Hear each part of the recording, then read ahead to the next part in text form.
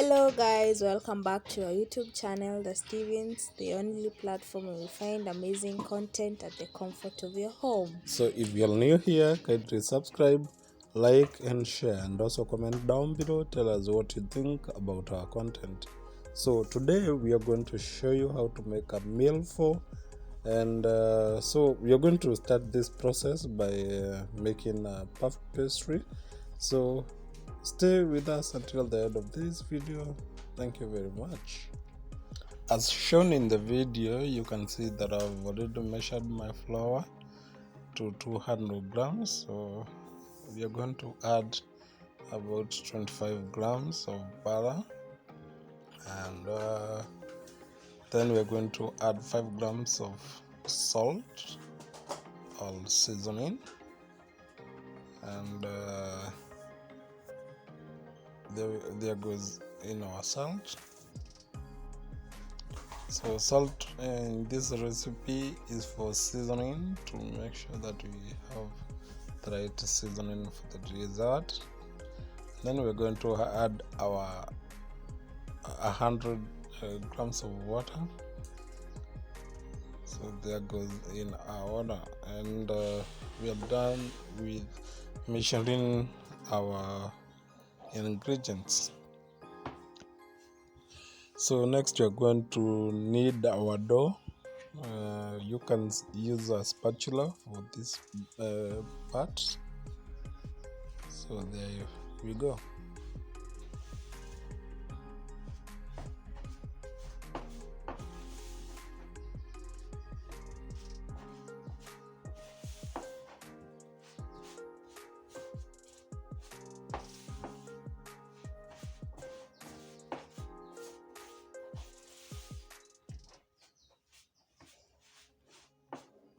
So what you want to achieve with this dough is a very nice texture,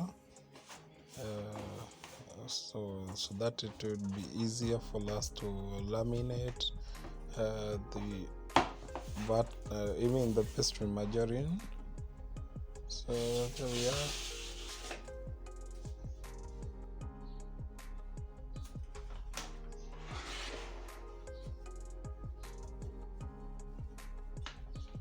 So we are going to transfer this dough onto the table and continue kneading it some more, so that we can get that smooth and nice texture.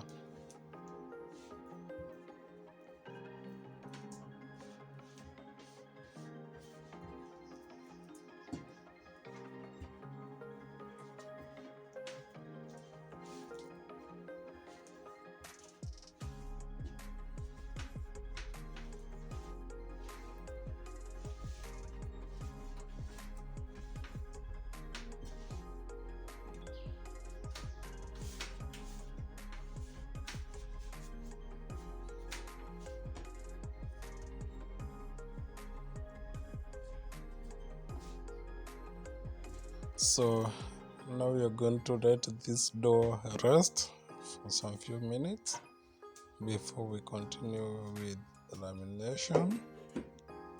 So there we are. So as we let this rest, we are going to work with pastry margarine. We are going to spread it into the sides of the dough.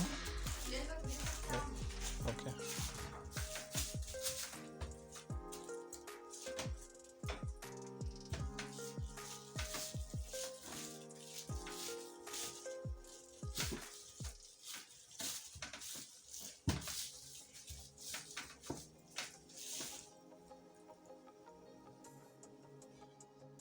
So time to start working with our dough, and there is our dough nicely rested. So let's dust and then work with it.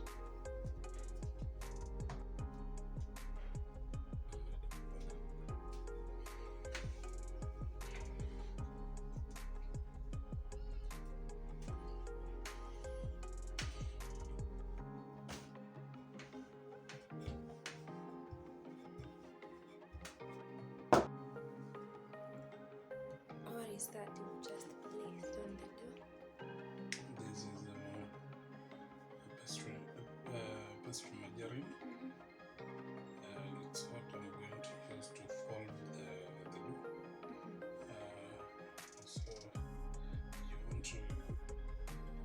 make sure that everything goes inside, so that when you start rolling the dough, it will create sheets or in short layers between the dough.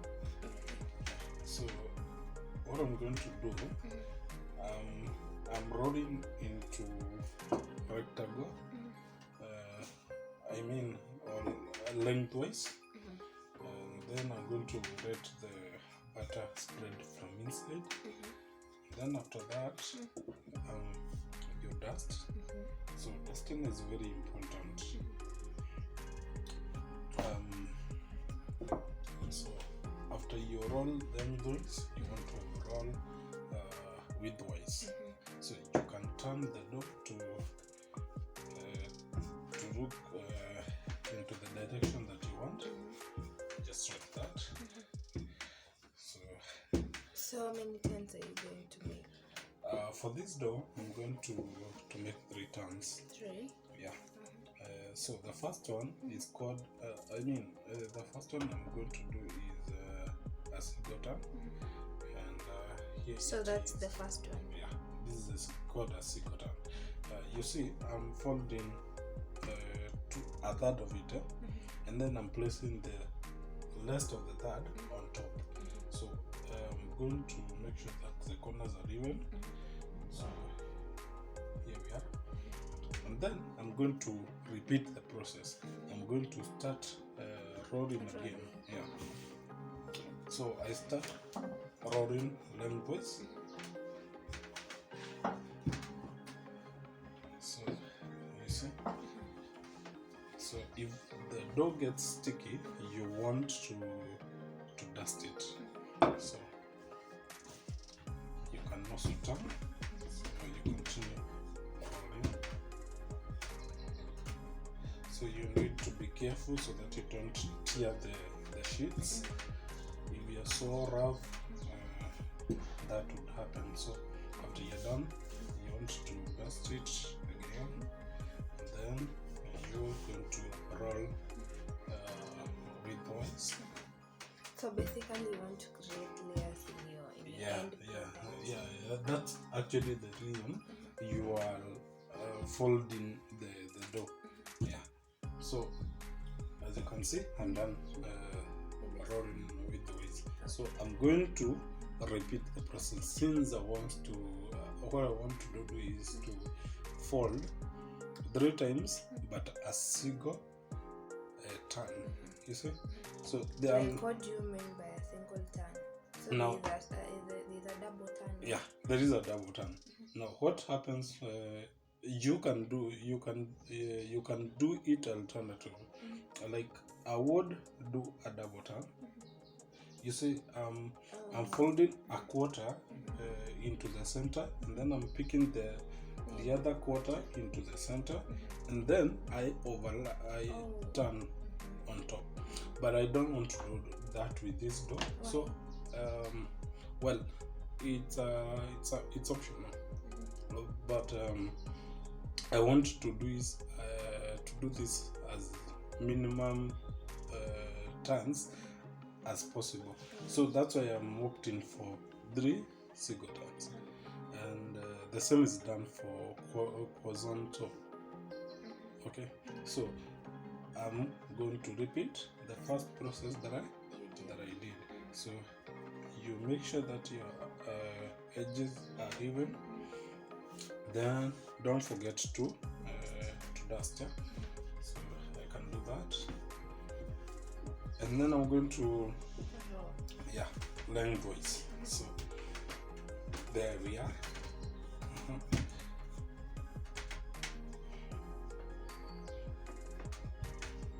So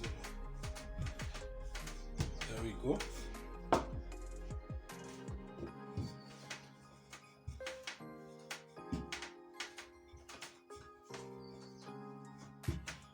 And then I'm going to dust it all over. Then I'm going to roll widthwise. So there we are done with the second turn. So now I'm satisfied with that. So I'm going to down the third turn, a single turn. So a third of it, and then I pick the third and place it on top of the other.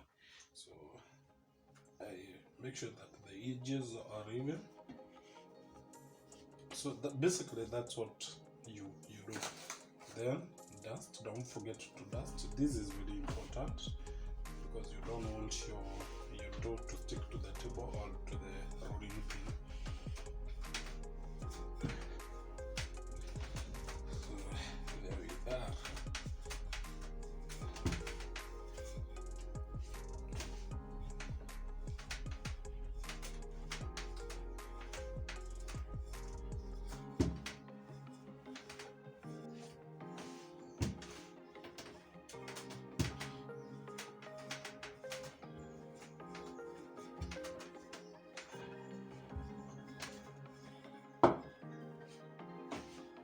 So you see what happens if you don't dust.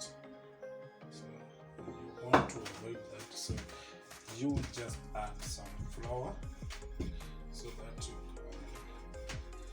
you can avoid that. Yes. So there we are.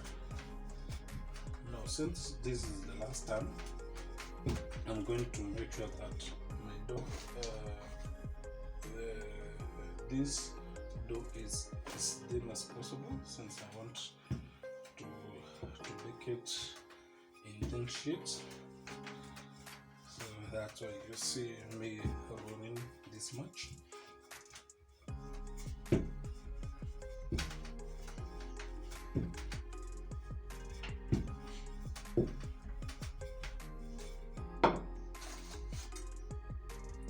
dusting is very important.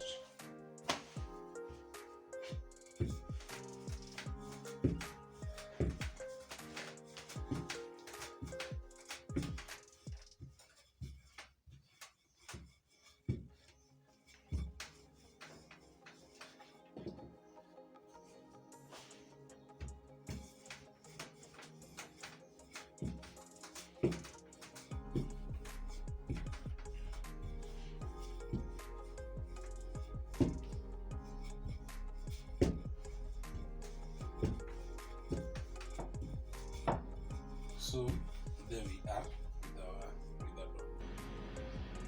So first of all, you put the oven on so that it can be preheating.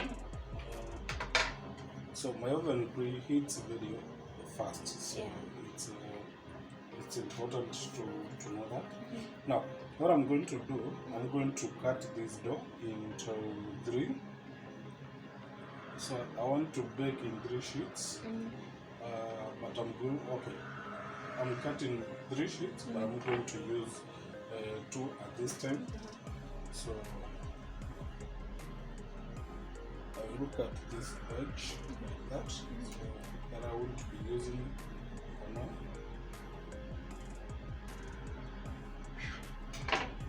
So there we are. And I'm going to do the same with this.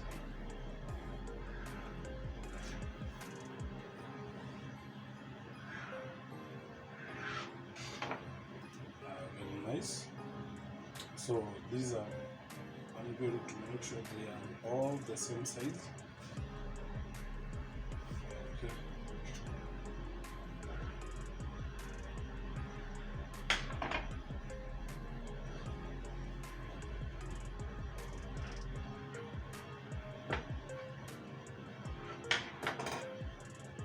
So now this is what I'm going to use for this recipe. So this one we can use later. So I've already prepared my baking sheets, and so I'm going to place carefully on the baking sheet.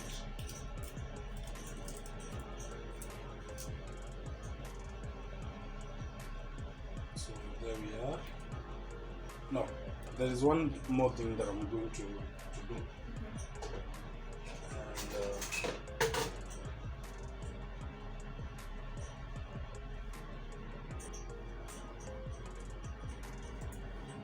why are you doing that? So this will help the dough from forming air pockets. So this is very important. It will bake evenly. If it happens to have lifted edges, there will be very few on this. So it's very important. Okay. So just like that. How long are you going to take to bake and at what temperature? Now, this will bake for about 15 minutes, but at 180 degrees. So now, since our oven is already preheated, now I think it is time to put it into the oven. You can see the progress. You can see the layers have already started separating. So the sheets are well defined at this time. So there we are. What are you doing? So I want to make some garnish for the dessert. So first of all, I'm going to temper the chocolate. So this like playing with the chocolate until it gets semi-hard. So here, so you can see this.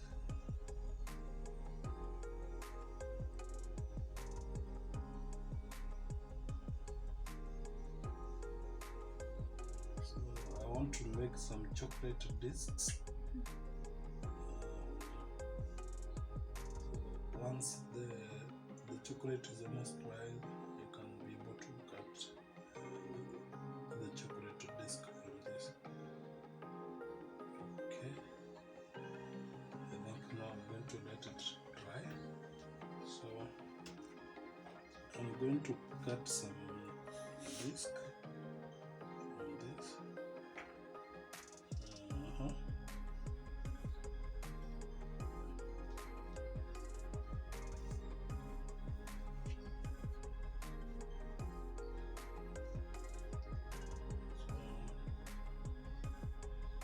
It's good to be careful. So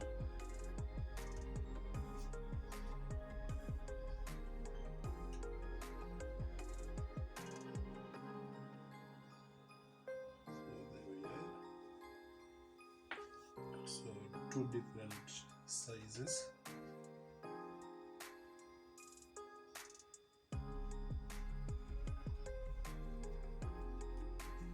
There we are. So since it's dry, you can just remove them like that. Okay.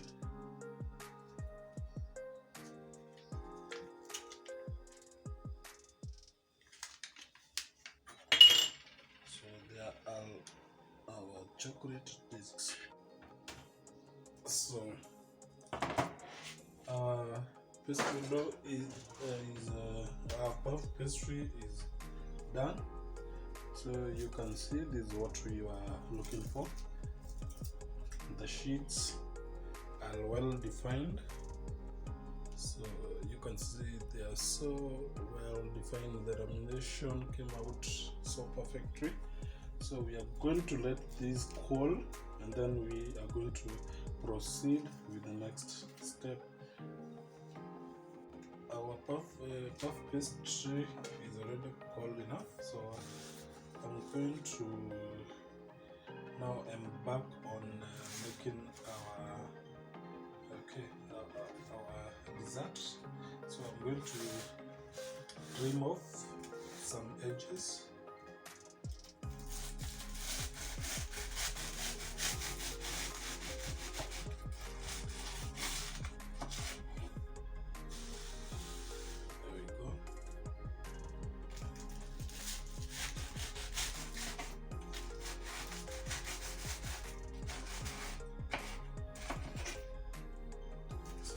Then we're going to make some stations where we are going to cut them. There we are. So we want to make sure that they all are of the same size.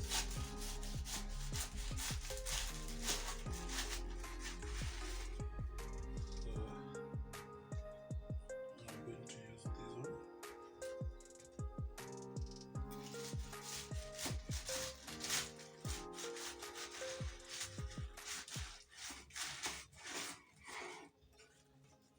Set that aside, and then we're going to make sure, okay, now they're all of the same size. So I'll remove that. There we are.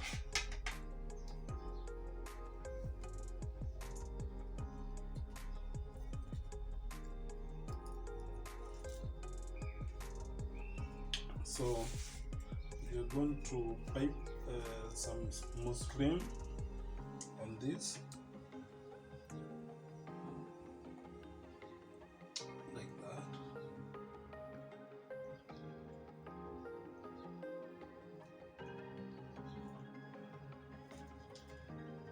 Same case with this.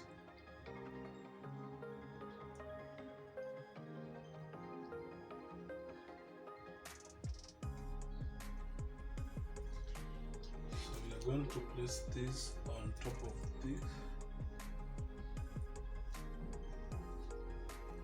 and then we're going to place the rest on, and then we're going to put it upside down. Okay, then we work on the second one. Same process again.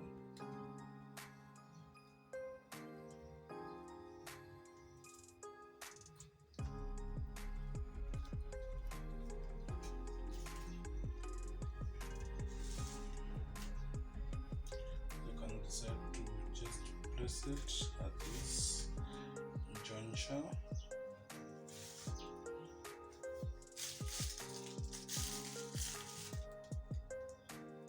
So peppering.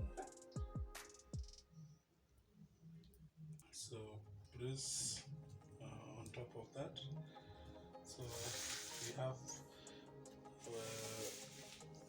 both of our desserts ready. So now I'm going to finish this one. So we are going to use the thinner side on top. So there we go.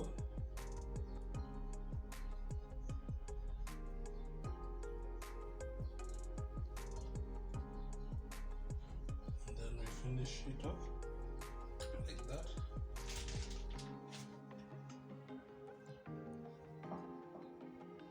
So we're going to drip our caramel sauce onto our plate so that we can plate our dessert. So there we go. Then we are going to place the dessert. You can place it in any direction that you wish. So last we are going to garnish it with this chocolate whisk that you saw us making earlier on the video, and some raspberries, and we are done with the dessert. So that's how you make a meal for a dessert. So thank you for staying this long. I hope you subscribe, like and share. Also comment down below, tell us what you think about this dessert. Until our next video, goodbye.